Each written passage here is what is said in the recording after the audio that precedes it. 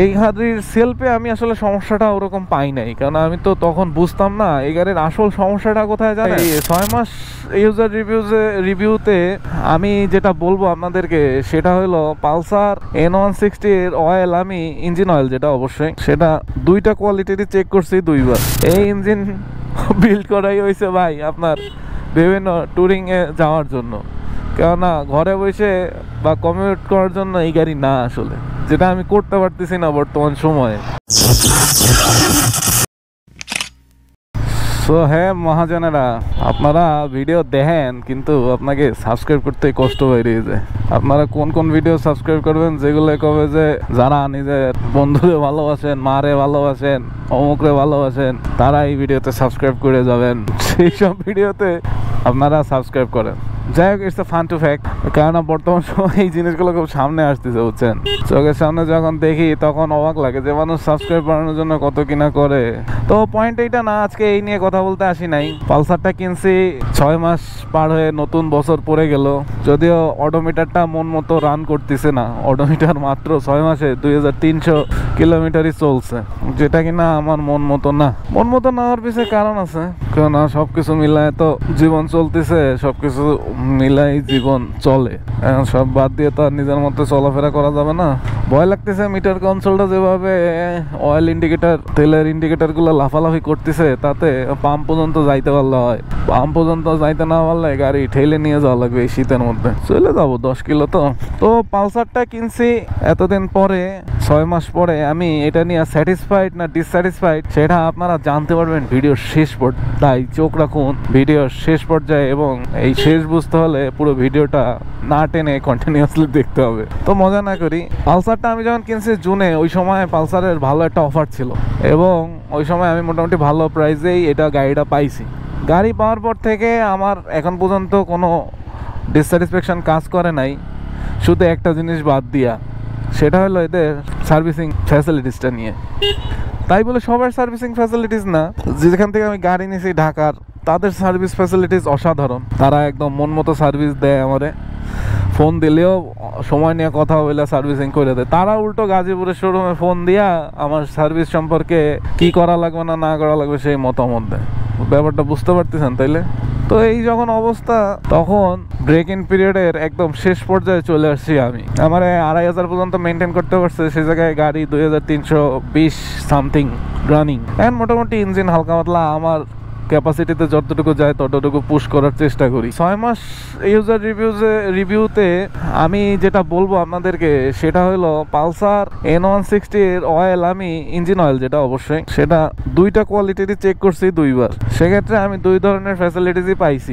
N160 এর ক্ষেত্রে W10W40 use করলে আপনারা ইঞ্জিনের ক্ষেত্রে একটা মাখন টাইপ স্মুথনেস পেয়ে যাবেন বুঝছেন, যেটা কিনা ওদিকে 20W50 যদি ইউজ করেন সেক্ষেত্রে ইঞ্জিন একটা রাগেড ভাইব দেবে, যে না ইঞ্জিনটা একটা পাওয়ার আছে, আপনি এটা ফিল করতে পারবেন যে না আমার ইঞ্জিনের একটা বিশাল বড় পাওয়ার আছে, যেটা 10W50 তে ফিল করা যায়। কিন্তু এই জায়গায় স্মুথনেস ব্যাপারটা একটু বেশি চলে আসে। এটা আমার একজন বিগিনার রাইডার হিসেবে এটুকুই মনে হয়েছে। আর সমস্যার ক্ষেত্রে আমি যে সমস্যাটা ফেস করছিলাম, যেটা নিয়ে আমি কয়েকটা ভিডিও বানাইছি, ব্যাটারি সমস্যা, সেলফ সমস্যা। এই গাড়ির সেলফে আমি আসলে সমস্যাটা ওরকম পাই নাই, কারণ আমি তো তখন বুঝতাম না এই গাড়ির আসল সমস্যাটা কোথায় জানেন। এই গাড়ির আসল সমস্যাটা হলো এটার ব্যাটারিতে। কেন ব্যাটারিতে? আমি বাজাজের যে ব্যাটারিটা আছে এটা প্রথমবার ওয়ারেন্টি ক্লেমে চেঞ্জ করলাম, ঠিক আছে। তখন তারা বললো এটা সেলফ মোটরের সমস্যা না, ওকে চেঞ্জ করলাম, ফাইন। এরপর গাড়ি 10-20 দিন বসানো ছিল কয়েকদিন আগে, এরপর এসে ওই ব্যাটারির দাম নাকি অনেক বেশি, 2-3 হাজার টাকা। ওই ব্যাটারি নাকি বসে গেছে, তাও ভালো, আমি সেটাও মাইনে নিলাম। তারা কি একটা টুল দিয়ে চেক করলো, সেখানেও শো করতেছে লো ব্যাটারি চার্জ। ওই ব্যাটারি চার্জও দিছি, তারপরও ওঠে না চার্জ। নতুন ব্যাটারি কিনলাম আবার টাকা দিয়ে, কারণ ওয়ারেন্টি ক্লেমে কয়বার ব্যাটারি পাবো তাই না। তো নতুন ব্যাটারি কেনার পরে আমার মাঝে মধ্যে এখন ইঞ্জিন লাইট জ্বলে ওঠে। এখন এখানে আপনারা বলতে পারেন ভাই শীতের সময় হয়তো ব্যাটারিটা একটু বসে যায়, তাহলে নতুন ব্যাটারি কেনার আর দরকার কি ছিল আমার বলেন, যদি ইঞ্জিন বসে ওই ব্যাটারি বসেই যায়।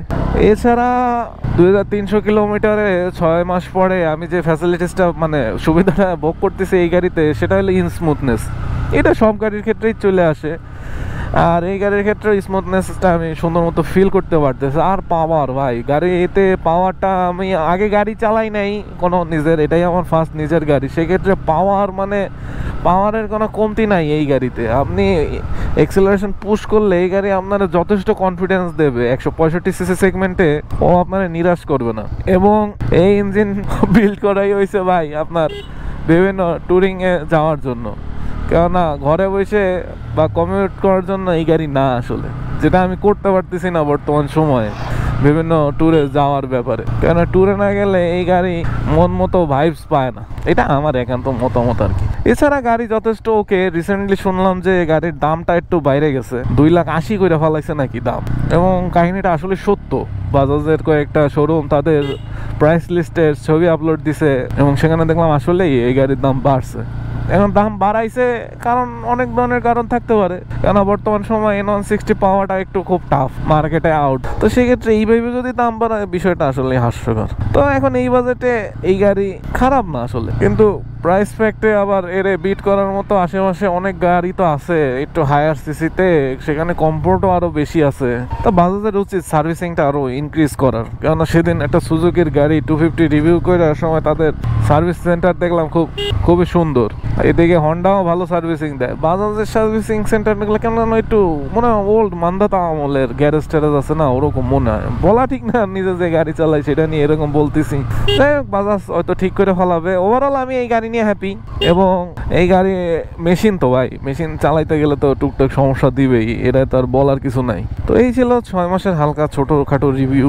যাই তেলের ভরতে যাই, নাইলে আর রোডে গাড়ি বন্ধ হয়ে গেলে আর একটা বেজ্জতি সিচুয়েশনে পড়বানে। দেখা হবে পরবর্তী ভিডিওতে। আর সাবস্ক্রাইব করেন আপনারা সাবস্ক্রাইব না করলে তো ইনফ্লুয়েন্স হবে না ভিডিও করতে বা দেখতে। আপনারা এত মানুষ ভিডিও দেখেন, সেখানে যদি সাবস্ক্রাইব না করেন তাহলে তো হয় না ব্যাপারটা। তো আজকের মতো বিদায় নিচ্ছি, দেখা হবে পরবর্তী অন্য কোনো ভিডিওতে অন্য কোনো ইনফরমেটিভ টপিক নিয়ে।